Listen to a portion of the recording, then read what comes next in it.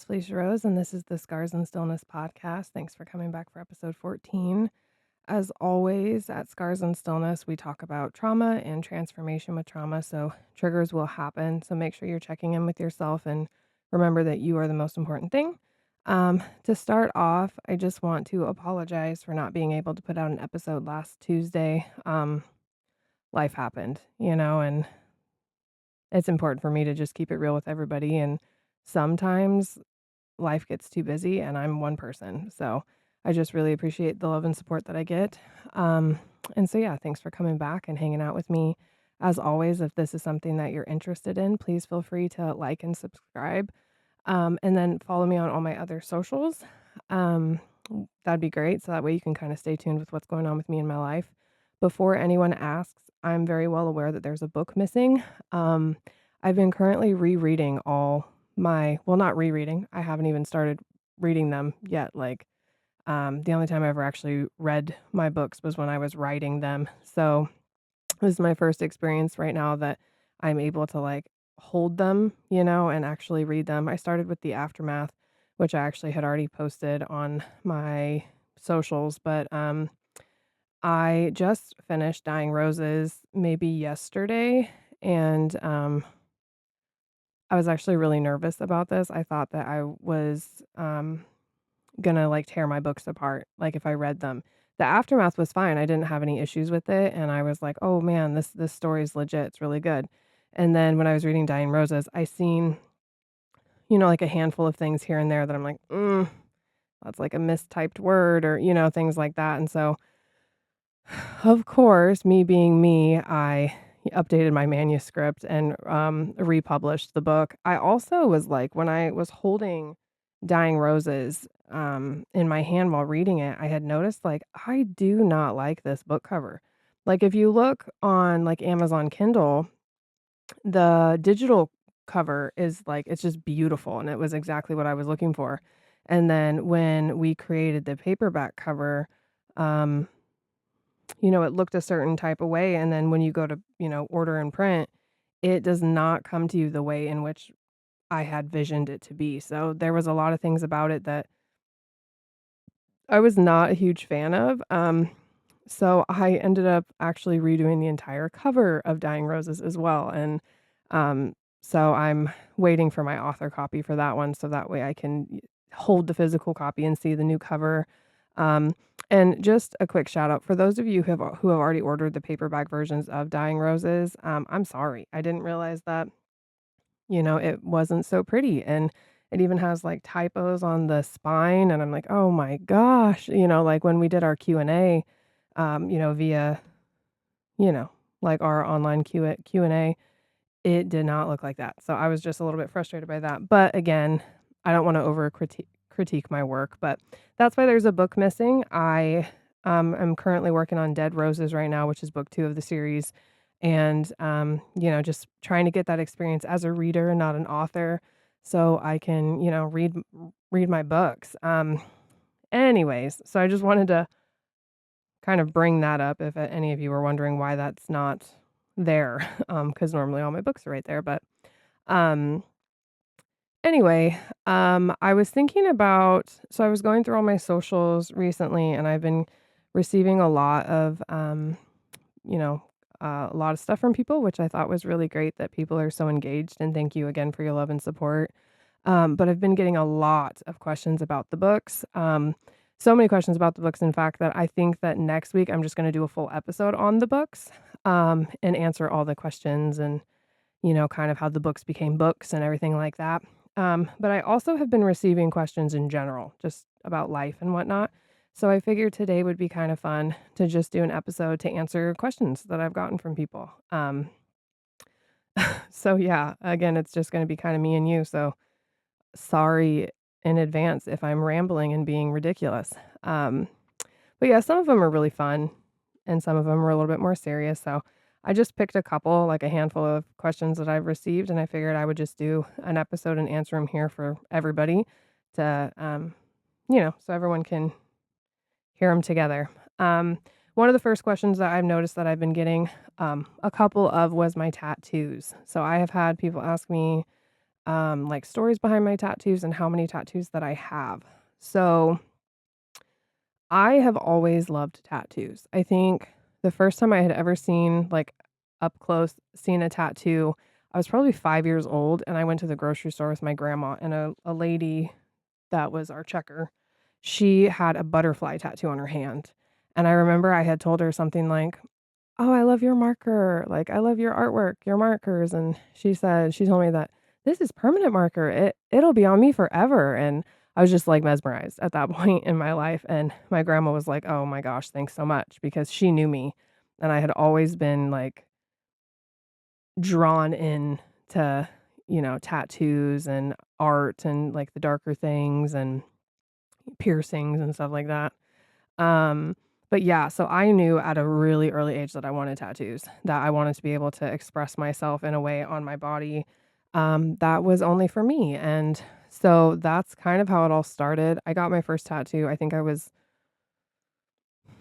maybe 13, and it was obviously just like an at-home tattoo. I got an NF on my ankle for my sister who had passed away for Never Forgotten. We were so young, in fact, when we had put the tattoo on each other that I remember it was, like, in, like, the scabbing process, and we were so, like, when we were younger that we were like, "Oh, yeah, you just have to, like, just rip the scab off." No, that's not at all how tattoos heal, friends. So, the tattoo obviously didn't stay, but I have a scar, like a really faint scar on my ankle of an NF because obviously the ink pulled, but there was a scar there. So, yeah, that was one of my very first tattoos that never stayed. My very, very first tattoo that did stay, as I have a small heart on my wrist, with like some blood drips. I was also probably 13, later on in that year when there's a couple on me that I'll keep probably. I might cover them up, like, with, like, when I get my hand tattoos done, I might cover them up, um, but I'm not 100% sure, but yeah, no, like, you just kinda have to think about that, like, if you don't, wanna wait, just understand that, like, most of the time when you get a tattoo at home, especially when you're a kid, you're gonna spend more money later on when you're older to get it covered up, and cover-ups suck. So, and as for, like, the amount of tattoos, um, I don't really know. I mean, I obviously have a full sleeve of tattoos.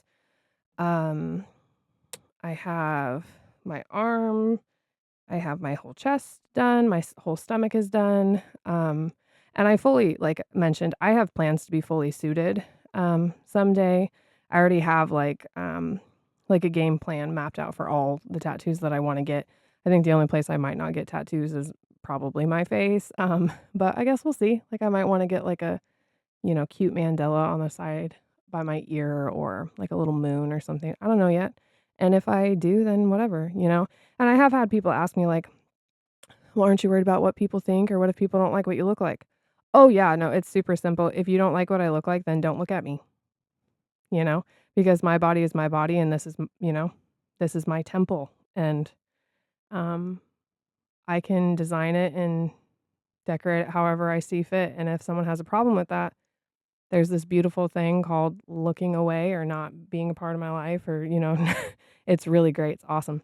Um, but yeah, and then I've also had people ask me about, like, I'm really open about being a Christian and going to church now, and, I've had people ask me about my tattoos and church.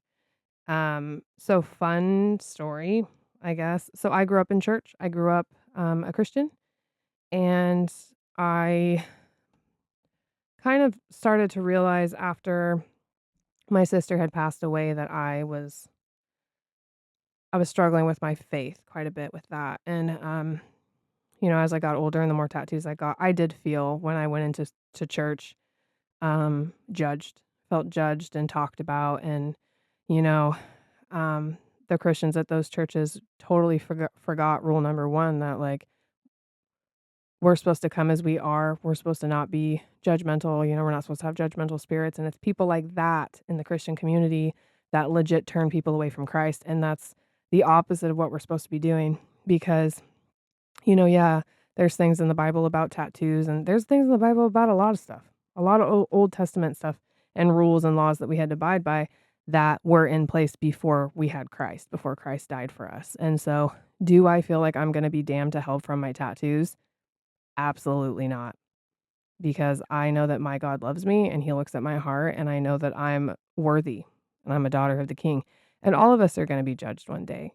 But I don't have to worry about what other people judge, like how they judge me. The only person I have to worry about is God. So that's between me and him. And if I want to continue to get tattoos, if I feel like they're not idealistic and I'm not, idolizing earthly things, um, or putting bad things on my body, then yeah, I feel like I'm absolutely going to continue to get tattoos and express myself in the way in which I see fit. So, but yeah, so as for the amount of tattoos, I'm not 100% sure. I do plan on getting a whole bunch more. So stay tuned with that, I guess. But I try to get 1 or 2 every year, but with life and things, I haven't actually gotten a new tattoo in probably 3 years, so definitely due for one. I've been, really, really, really wanting one, but whatever, when the time comes. And then as for meaning, almost all my tattoos have some kind of symbolic meaning behind them. Um and a lot of times when I'm in public, my sleeve especially is a conversation starter for people. This sleeve on this arm is my past. It represents my past and my pain. And so, um, a lot of times I'll tell people, yeah, I'll talk to you about it, but I don't know if you're going to want to hear about it, but because it's mainly for me, so I can look back on it and, kind of see how far I come. I want this side of my arm to be more representing like, you know, the present and the future and hope and stuff like that. But yeah, anyways, I'm a huge, huge person, huge believer in tattoos and self-expression. I also am a huge believer in piercings. I used to have a lot more. I don't hardly have any anymore. I just feel like I've kind of outgrown them. I think the only one I have on my face anymore is my nose ring, which will probably stay. I actually just recently removed my eyebrow ring, which was weird for me because I had literally I think I got my eyebrow done when I was like 13 and I've had it in my entire life. So, and I literally have had it in my entire life. And I just recently removed it like 3, 4 months ago. So that's been kind of an adjustment. I was just getting on my nerves. It was just bugging me. And I was like, I think I'm done. I think I'm over this. So whatever. Okay. Anyways, moving on. A next question that I've gotten, and again, I'm not going to talk a whole lot about my books because I've gotten so many questions about the books that I'm going to do a separate episode next week about them. So that way I can be really thorough and I can really dive deep into that. But one of the questions I will answer that I've received about the books is which book in the series is my favorite.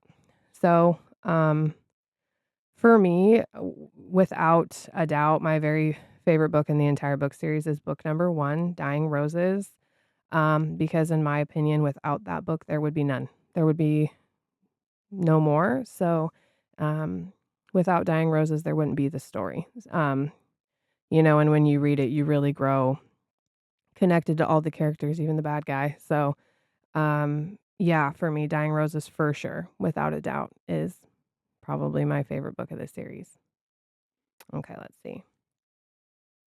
Yeah, so I got another question about because in my podcast or in the episodes in the podcast we've been talking about a whole bunch of stuff: abuse, addiction, healing, forgiveness, all the things.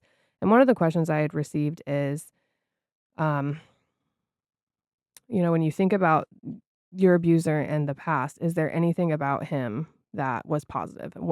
Anything about him that was good, like that you liked? So if I could think about like one thing that I always thought was like interesting or cool about him, it'd probably be his taste in music. He no doubt has like an amazing taste in music. I also am like a huge like I'm really into rock and metal and things like that. Um and he actually had introduced me to a lot of the bands that kind of shaped my life. So, I mean, I'll always silently be grateful for that because there's still bands to this day that I love and that I listen to and songs that mean a lot to me based off the bands in which he showed me. And obviously, when someone introduces you to a band, right, and you listen to Pandora with that band, you get introduced to all different kinds of bands similar to them. So I was able to discover just a million bands that, became some of my favorites.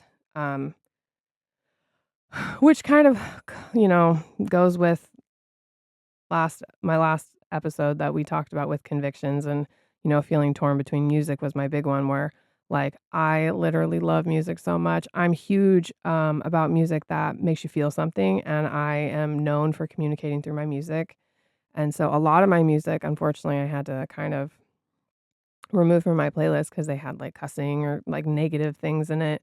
So I didn't want to I didn't really wanna deal like, listen to that kinda stuff anymore, but I was able to keep some of my music, from bands that I love, like, Rain City Drive is a huge band that I'm just, like, absolutely love, and I was able to, keep a good amount of songs from them, and then Too Close to Touch was another band that I was able to keep a decent amount of songs from, um, A Day to Remember, just things like that. I was able to kind of keep Sleep Theory is another really good band that, I was able to kinda keep stuff with. So there's a ton. I have a ton on my playlist that I still have and I'm still able to listen to, like Wage War, and, it's just cool. It's cool to have that, but yeah, no, that would be my answer if I could think of one thing. It would definitely be his taste in music. He's always had a really, um just awesome ear for music. I mean, I don't know if he still does. I'm assuming so because, yeah, music doesn't really tend to change or go away, but yeah, that's my answer for that one. Um, what else we got? I have gotten questions about my favorite holidays. So I am a huge, huge Christmas person. I think I've already talked about that, but just in case I haven't, yeah, Christmas is my jam. Um, most people look at me and they assume that I like Halloween. Halloween's cool. Never been a huge fan of it. I know because, like, I'm, a darker person, like, favorite color is black, and I love Tim Burton stuff, and, like, I get that. Like, I get that I'm, like, kinda spooky, but I actually don't really care for Halloween. It's not really my cup of tea. Christmas is where it's at for me. I love the closeness that you get in Christmas. Just, like, I feel like the vibe in general is just peaceful and it brings like this sense of peace over you and connection. And for us, the true meaning of Christmas obviously means everything. I love Christmas lights. I don't really care about presents like at all. It has nothing to do with that for me. But yeah, just the closeness and the family vibe that you get with Christmas means a lot to me. And I know that Christmas, especially, can be really hard for people who don't have family. And I feel for all of them. I genuinely do. And if that's you, and we're kind of nearing that time right now, just know that you're loved and you're not alone, even though sometimes this time of year can make it really challenging for people. So I see you. Um, let's see. Next question. People ask me about favorite bands. I kind of just talked about that a little bit. I have a bunch. I have a bunch of favorite bands. Obviously too many to name. One of my really favorite bands that I actually just had to remove almost every single song on my playlist from them was Bad Omens. I think I only got to keep, like, 2 or 3 songs from them. Just Pretend is my favorite Bad Omens song. I used to love Artificial Suicide from Bad Omens, but I was like, "Meh, probably shouldn't listen to that anymore," but, yeah, no, I have a ton of favorite bands, but, yeah, Bad Omens was one of them. Wage War was another one that I absolutely loved. I Prevail, like Rain City Drive, like, there's a bunch. Yeah, there's a bunch that I really love. Sleep Token. Sleep Token was one of those bands that, like, the dude just got a voice, like, a really, like, hypnotizing voice on him. I'm pretty sure I had to remove all of his songs. I'm not 100% sure. Anyways, moving on. Let's see here. Yeah, I got questions about favorite colors. I just mentioned that too. Favorite color is black. My favorite color has been black since literally I was like a little tiny girl. And I remember I used to get teased in school that like black's not a color, it's a shade. Well, whatever. My favorite color is black. My second favorite color is green. Those have literally been my favorite colors since I was probably 5 or 6. So it wasn't a phase, mom. It never went away.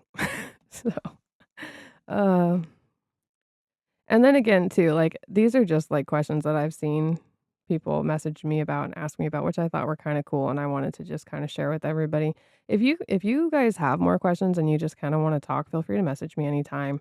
I am the most active on my Instagram. That's just a place that I just tend to kinda gravitate to the most, but I have been trying to get better at, like, branching out and posting on, like, TikTok and, Lemon and, places like that, but Instagram is definitely my place where I go to kind of, um, you know, post the most stuff, but I'm trying to get better. Um, my daughter.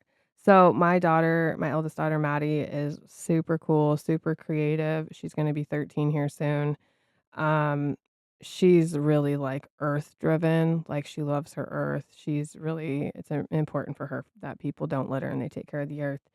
Um, loves huskies, like, that's, like she literally can't wait to get older and get a husky, and, yeah, she's, like, super Sonic Zelda and Harry Potter fan, like, since forever. Those are like, Harry Potter especially has, like, been her thing since she was little tiny. She's just absolutely loved it, and she is very super talented. Um, she looks up to me a lot, and so which I find super sweet, but she, has also written, like, her share of books that, because me writing books has inspired her to write books. She's getting into, like, reading her Bible more and writing songs, which I think is just amazing. She's, been doing a lot of drawing, like, she's she's very creative. God gave her a gift of creativity too, which I think is really cool. Let's see.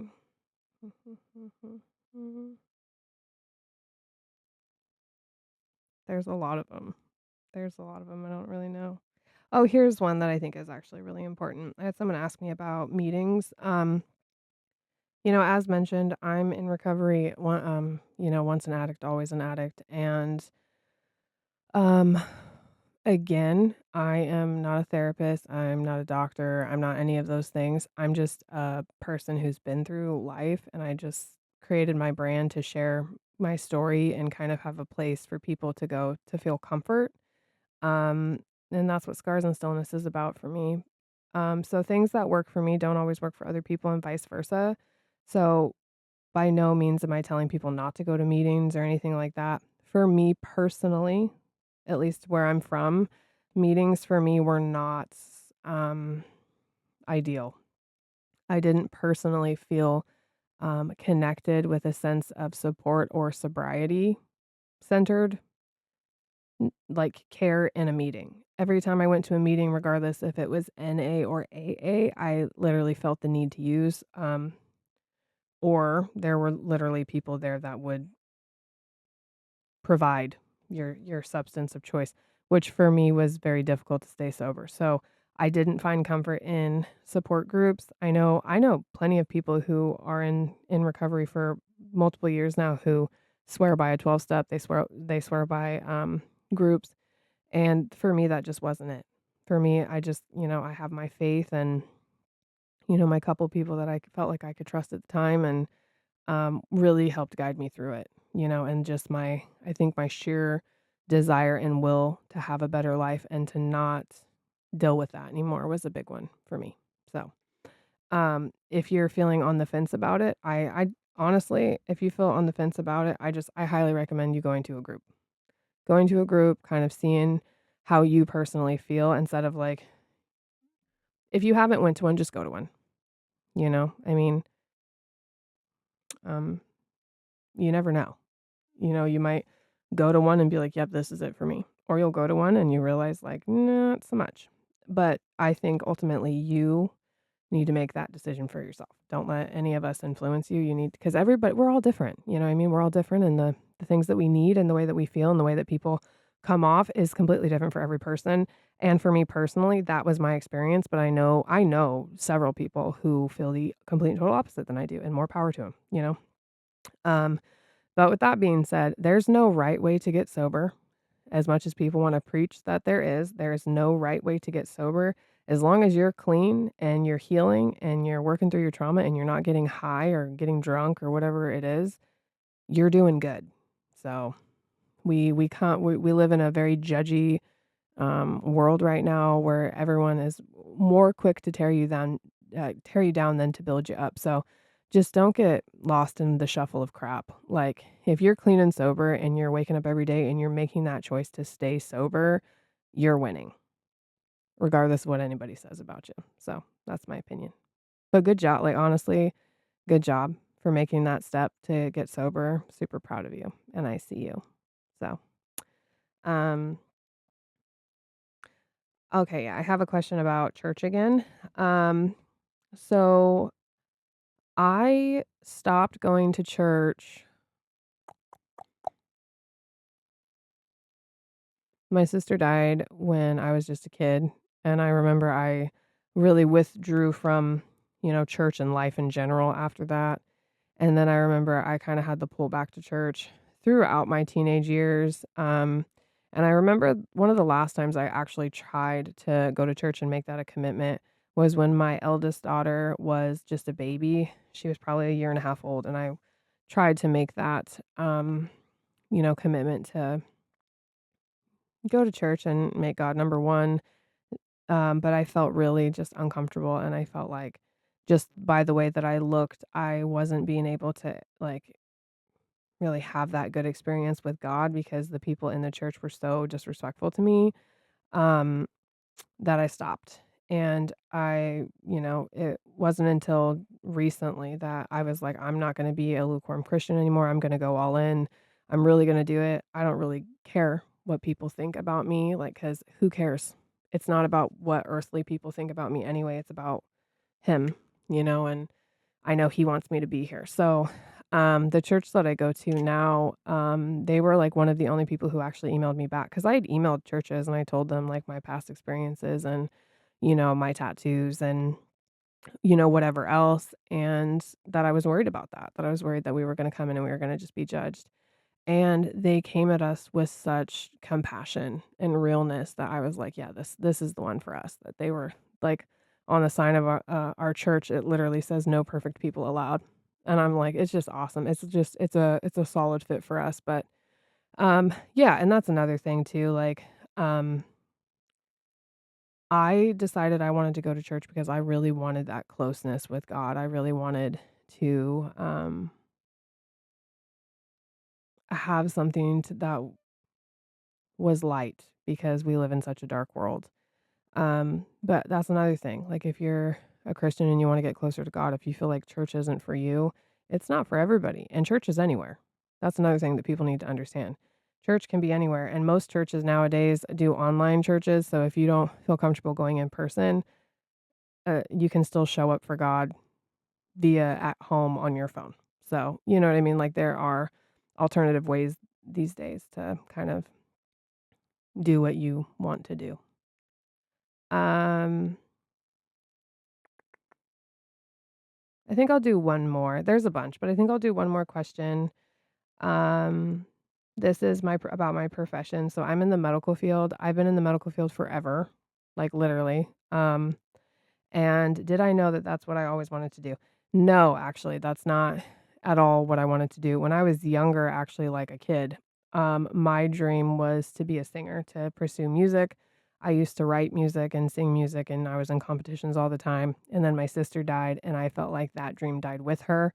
So I stopped performing completely. I stopped writing music or really singing. I still sing, like I'm musical. The music comes out of me whether I like it or not. So I usually walk around or anything I do, really I sing. Um, so it comes out of me even if I don't want it to. But I have gotten more comfortable with singing, especially around my family. Still haven't joined any competitions or anything like that though. But no, as for like the medical field, I've always just been really good about taking care of people. I've always had a knack for it. I've always been an advocate for people who can't speak up for themselves or I'm really big into justice, and what's fair. And so I was just always really good at it. I was really good at taking care of people and being in the medical field, so that's just kind of what I do. And it means a lot to me. It means a lot to me to care for people who need help and who need a voice. So, yeah. Anyways, I think that's all the questions I'm going to answer for now. We don't really need to have a long episode today. I just thought it would be cool to kinda jump on here and answer some of your guys' questions. And again, like, if you wanna talk more and get to know me more or you guys have any questions, you can comment on here, or you can if you want it to be more private, you can feel free to message me, which, is the thing that I've been getting the most of is just messages, which is totally fine, whatever makes you guys the most comfortable, but please feel free to follow me on my socials so you guys know what, I'm kinda up to. And here soon, again, I'm gonna be getting my new updated version of Dying Roses, and so I'll show you guys the new cover, and I'm really excited to see it because I'm super not happy with that one, and again, I'm super sorry if you ordered it and that's what it looks like. I am like, ugh, makes me feel terrible. But anyways, um, thank you guys for hanging out with me and, even asking me those questions and caring enough to wanna know the answers to them. And I hope to see you guys back next week for episode 15, and we'll dive deep into the books and all the questions that I've had about them. But until then, I hope you guys have an awesome rest of your week. Remember to stay safe and to be healthy. Bye.